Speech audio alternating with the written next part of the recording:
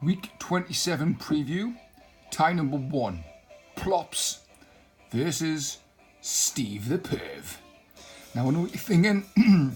On current form, you're thinking it's going to go to Plops. On league position, you're thinking it's going to go to Steve the Perv. So I've delved a little deeper, and without a few teams playing this week, I've realised that the major factor in this tie is the defence.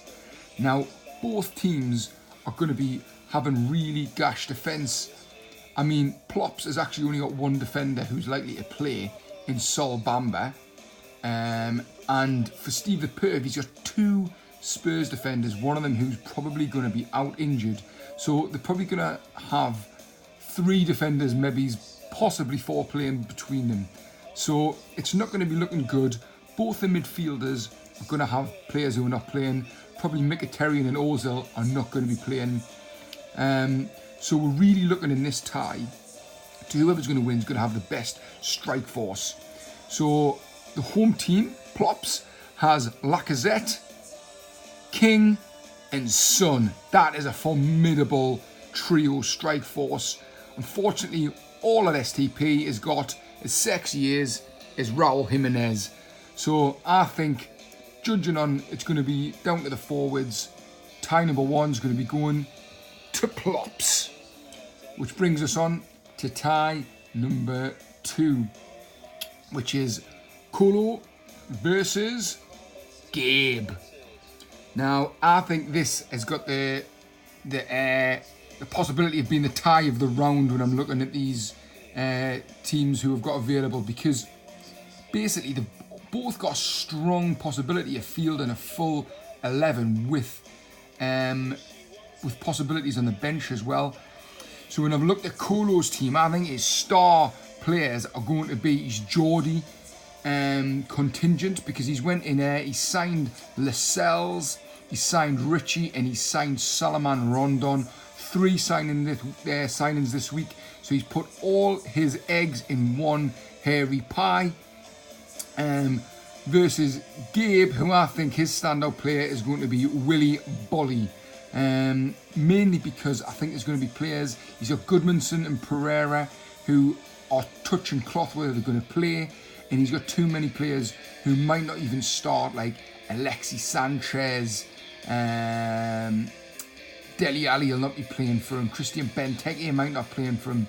So judging by that, the fact that Colo's got 3 of the Geordie contingent versus just 1 Wang, I predict that the winner of this tie is going to be Colo FC. Which brings us on to tie number 3, which is Tin, our Debbie Downer there, versus Durex. I think this is going to be an interesting tie with these two. And it's mainly because of who they've got. So Tin's going all out with the Liverpool and Man United players. I think I counted up to 9 players he's got in one tie. So I think they might cancel each other out, compared to Durex, who's got the A up front. He's got Albanyamam and Nanatovic up front. And I think they could just do enough to win Durex the tie.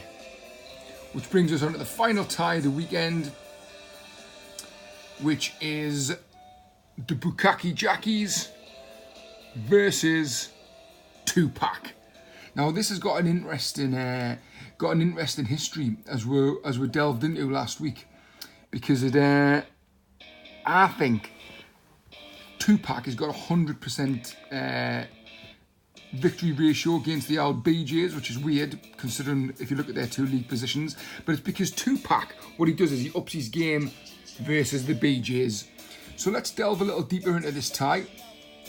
And I think the standout players for Tupac are going to be BJ's old boys, Jamie Vardy and Felipe Anderson. These 2 boys are going to be wanting to show old Togger Saviour what he's missing by trading them out his team. And what the BJs have in their locker is Mambo number 5. Now the Mambo number 5 is a bit like a good version of Sorry Ball. The Mambo number 5 is a tactic that Kyle plays, is getting around the rules and playing the magic 5 strikers, and how he's doing it, he's playing C-Pats in defence, but Hoynham up front. He's playing Diego Jota in midfield, but Hoynham up front. Then he's got a trio to pick out of, probably Mane, Mitrovic and Llorente, but on the bench he's got Rashford or Harry Kane chomping at the bit. So it's a tough one, this one, because I would normally say the BJs, but because of current form in this head-to-head tie, I'm going to go with 2-pack. Which means my predictions for winners this week are going to be Plops, Colo, Durex and 2-pack.